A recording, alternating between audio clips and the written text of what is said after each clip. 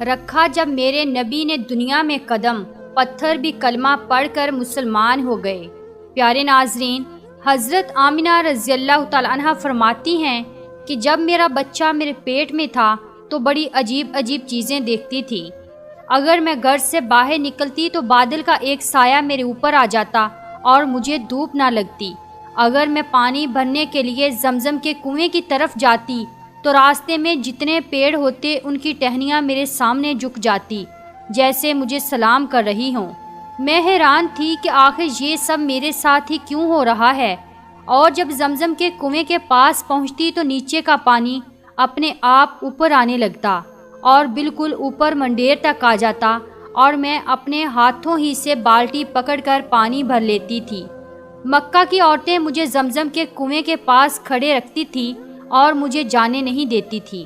وہ کہتی تھی کہ اے آمنہ، تم تھوڑی دیر اور کھڑی رہو، ورنہ تمہارے جانے سے یہ پانی ابھی نیچے چلا جائے گا اور پھر ہمیں پانی بھرنے میں بہت تکلیف ہوگی۔ اسی طرح حضرت آمنہ رضی اللہ تعالیٰ عنہ فرماتی ہیں کہ میں عورتوں سے سنا کرتی تھی کہ جب بچہ پیٹ میں ہوتا ہے تو ماں کو بہت زیادہ تکلیفیں جھیلنی پڑتی ہیں، کبھی ہاتھ پاؤں میں درد، کبھی سر میں درد، کبھی الٹی ہونا، کبھی بخار ہونا اور کبھی چڑچڑا پن آ جانا۔ یہ ساری باتیں سن کر مجھے اپنے بارے میں بڑی حیرانی ہوتی تھی کہ مجھے تو ان 9 مہینوں میں کوئی ایسی تکلیف دیکھنے کو نہ ملی، یہاں تک کہ جب تک میرا بچہ میرے پیٹ میں رہا تو میرے سر میں درد تک نہ ہوا۔ اسی طرح حضرت آمنہ کو بڑے عجیب عجیب خواب بھی نظر آتے تھے۔ وہ فرماتی ہیں کہ جب میں رات کو سوتی تو مجھے خواب نظر آتا کہ میرے جسم کے اندر سے ایک نور نکلا ہے اور اس نے ساری دنیا کو روشن کر دیا ہے۔ یہ سب دیکھ کر مجھے یقین ہو چکا تھا کہ میرے پیٹ میں جو بچہ ہے وہ واقعی عام انسان نہیں ہے۔ حضور صلی اللہ علیہ وآلہ وسلم کے دادا حضرت عبد المطلب دن رات کعبے کے پاس جا کر کعبے کا غلاف پکڑ کر اللہ سے رو رو کر دعائیں کرتے، یا اللہ، میرا بیٹا عبداللہ تو اس دنیا میں نہیں رہا، لیکن اس کے گھر ایک بچے کی پیدائش ہونے والی ہے، یا اللہ اس بچے کی حفاظت فرمانا اور میرے عبداللہ کی نسل باقی رکھنا۔ حضور صلی اللہ علیہ وآلہ وسلم کے سارے چچا اسی انتظار میں رہتے تھے کہ میرے بھائی عبداللہ کے گھر بچہ کب پیدا ہوگا۔ یہودیوں کی کتاب توریت میں لکھا ہوا تھا کہ جب آخری نبی آئے گا تو اس کے پیدا ہونے سے 10 دن پہلے آسمان پر ایک لال رنگ کا ستارہ نکل کر چمکنے لگے گا۔ تو جب حضور صلی اللہ علیہ وآلہ وسلم کے پیدائش کے 10 دن بچے تو آسمان پر وہ ستارہ نکل آیا۔ اسے دیکھ کر یہودیوں میں بگدڑ مچ گئی اور ان کے عالموں نے سارے یہودیوں کو جمع کیا اور کہا، دیکھو آسمان پر لال تارا چمکنے لگا ہے، اس کا مطلب ہے کہ وہ آخری نبی آنے والا ہے۔ جا کر معلوم کرو کہ اس وقت مدینے میں کس کے ہاں لڑکے کی پیدائش میں 10 دن بچے ہیں۔ یہودیوں نے جا کر مدینے میں معلوم کیا تو وہاں بہت سی عورتیں حمل سے تھیں، لیکن ابھی کسی کا وقت قریب نہیں آیا تھا، کسی کے 2 مہینے باقی تھے تو کسی کے 4 مہینے۔ ان یہودیوں نے آ کر اپنے عالموں کو بتایا کہ مدینے میں ایسا کوئی بچہ پیدا ہونے والا نہیں ہے، تو ان کے عالموں نے کہا کہ اب مکہ میں جا کر دیکھو۔ تو سارے یہودی مکہ پہنچے اور آ کر معلوم کیا کہ وہاں کس کے گھر بچے کی پیدائش ہونے والی ہے۔ ان لوگوں نے بتایا کہ ہاں، یہاں مکہ میں 5 عورتیں ایسی ہیں جن کے گھر بچے کی پیدائش ہونے والی ہے۔ تو ان یہودیوں نے کہا کہ نہیں، ایسے بچے کی پیدائش کہ جس کا باپ وفات پا چکا ہو، یعنی جس کا باپ اب اس دنیا میں نہ رہا ہو۔ لوگوں نے بتایا کہ ہاں، عبد المطلب کا پوتا پیدا ہونے والا ہے۔ اس بچے کے باپ عبداللہ کی ابھی کچھ مہینے پہلے وفات ہو گئی تھی۔ یہ سن کر یہودیوں کی ہائے نکل گئی اور وہ سب روتے چلاتے اپنے عالموں کے پاس پہنچے اور کہا، ہائے افسوس، آج نبوت یہودیوں سے نکل کر مکہ والوں میں پہنچ چکی ہے۔ وقت یوں ہی گزرتا گیا اور آخر وہ دن آیا جس کا سبھی کو بہت بے صبری سے انتظار تھا، جس کا انتظار آسمان و زمین، چرند پرند ہر مخلوق کر رہی تھی۔ آج اس بچے کی پیدائش ہوئی جس کی وجہ سے اس دنیا کو بنایا گیا۔ اگر وہ نہ ہوتا تو شاید کچھ بھی نہ ہوتا۔ آج اس بچے کی پیدائش ہوئی جس کے لیے چاند کے 2 ٹکڑے کر دیے گئے۔ آج اس بچے کی پیدائش ہوئی جس کی خاطر سورج کو اپنی جگہ پر روک دیا گیا، اور اللہ نے حکم دے دیا کہ اے سورج ابھی مت ڈوبنا، کیونکہ میرے حبیب محمد صلی اللہ علیہ وآلہ وسلم نے ابھی عصر کی نماز نہیں پڑھی ہے۔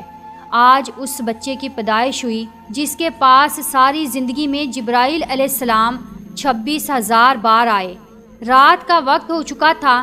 حضرت آمنہ رضی اللہ تعالیٰ عنہ کے پیٹ میں ہلکا سا درد اٹھا اور ان کو محسوس ہوا کہ شاید آج میرے بچے کی پیدائش ہونے والی ہے، تو انہوں نے حضرت عبد المطلب کو اس بات کی خبر کر دی۔ حضرت عبد المطلب نے اپنے محلے کی ایک دائی حضرت شفا کو اپنے پاس بلایا اور کہا کہ آج رات تم آمنہ کے ساتھ ہی رہو، کیونکہ میرے بیٹے عبداللہ کے گھر آج بچہ پیدا ہونے والا ہے۔ رات گزرتی گئی، چاند بھی کہیں خاموش ہو کر بادلوں میں چھپ گیا۔ حضرت آمنہ رضی اللہ تعالیٰ عنہ فرماتی ہیں کہ جس رات میرے گھر بچے کی پیدائش ہوئی تو اس دن میرے گھر میں غریبی کا یہ عالم تھا کہ ہمارے ہاں چراغ میں تیل جلانے کے بھی پیسے نہیں تھے۔ اس غریبی میں ہمارے آقا صلی اللہ علیہ وآلہ وسلم اس دنیا میں تشریف لائے۔ اس رات حضرت عبد المطلب اور ان کے سارے لڑکے گھر کے باہر بیٹھے رہے کہ اگر میرے بھائی عبداللہ کی بیوی کے ساتھ کوئی بھی حادثہ ہو تو ہم فوراً اس کے لیے علاج کا انتظام کریں گے۔ پوری رات کوئی بھی نہیں سویا۔ رات ڈلتی جا رہی تھی، چاند بھی خاموش ہو کر ڈوب چکا تھا، ہر طرف اندھیرا ہی اندھیرا تھا، گھر کے اندر بھی اندھیرا، گھر کے باہر بھی اندھیرا۔ سحری کا وقت ہو چکا تھا کہ اچانک حضرت آمنہ کے پیٹ میں ہلکا سا درد اٹھا اور وہ سمجھ گئی کہ اب بچے کی پیدائش ہونے والی ہے۔ انہوں نے دائی شفا کو آواز دے کر کہا کہ مجھے درد ہو رہا ہے۔ 1 گھنٹہ پیدائش کو گزرا اور پھر صبح ہونے سے کچھ پہلے ہمارے آقا صلی اللہ علیہ وآلہ وسلم اس دنیا میں تشریف لائے۔ حضور صلی اللہ علیہ وآلہ وسلم کی پیدائش پر 3 باتیں بڑی عجیب ہوئیں جنہیں دیکھ کر دائی شفا بھی حیران رہ گئی۔ پہلی چیز کہ جب بچہ پیدا ہوتا ہے تو اس کی ناف ماں کی آنت سے جڑی ہوئی ہوتی ہے، لیکن ہمارے حضور صلی اللہ علیہ وآلہ وسلم کی ناف ماں کی آنت سے بالکل الگ تھی۔ دوسری چیز کہ جب بچہ پیدا ہوتا ہے تو اس کے ساتھ بہت زیادہ گندگی نکلتی ہے، لیکن ہمارے آقا صلی اللہ علیہ وآلہ وسلم جب پیدا ہوئے تو اندر سے غلاظت کا ایک قطرہ بھی نہیں نکلا۔ تیسری چیز کہ جب لڑکا پیدا ہوتا ہے تو اس کا خطرہ نہیں ہوا ہوتا، لیکن ہمارے پیارے آقا صلی اللہ علیہ وآلہ وسلم جب پیدا ہوئے تو آپ صلی اللہ علیہ وآلہ وسلم کا ماں کے پیٹ کے اندر ہی ختنہ ہوا تھا، دنیا میں آپ کا ختنہ نہیں کیا گیا۔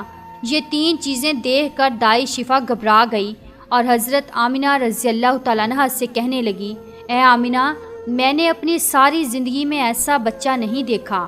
حضرت شفا نے حضور صلی اللہ علیہ وآلہ وسلم کو اپنی گود میں لے کر ایک طرف زمین پر لٹا دیا۔ دائی شفا نے جیسے ہی حضور صلی اللہ علیہ وآلہ وسلم کو زمین پر لٹایا تو حضور نبی کریم صلی اللہ علیہ وآلہ وسلم نے ایک جھٹکے سے کروٹ بدلی اور گھٹنے ٹیک کر سیدھے سجدے میں چلے گئے۔ یہ دیکھ کر حضرت آمنہ رضی اللہ تعالیٰ عنہ کی حیرانی کی انتہا نہ رہی۔ پورے 15 منٹ تک حضور نبی کریم صلی اللہ علیہ وآلہ وسلم سجدے میں رہے اور پھر اپنا سر اٹھا کر آسمان کی طرف انگلی سے اشارہ کیا اور ساری دنیا کو بتا دیا کہ اے لوگو، اس دنیا کو پیدا کرنے والی ذات صرف اللہ ہی کی ہے۔ حضرت آمنہ رضی اللہ تعالیٰ عنہ فرماتی ہیں کہ میں نے اپنے بچے کو اپنی گود میں لیا تو اچانک کیا دیکھتی ہوں کہ آسمان کے تارے زمین کے قریب ہوتے چلے جا رہے ہیں، اور پھر اچانک ایک بادل کا سایہ میرے کمرے کے اندر آیا اور پھر میری گود سے میرا بچہ اس بادل کے سائے میں غائب ہو گیا۔ اس بادل کے اندر سے ایک آواز آنے لگی، اے جبرائیل علیہ السلام، اس بچے کو ساری دنیا کے چکر لگواؤ، سارے نبیوں کی خوبیاں دو، یوسف کی خوبصورتی دو، اسے ایوب کا صبر دو، اسے ابراہیم کی دوستی دو، اسے داؤد کی میٹھی زبان دو۔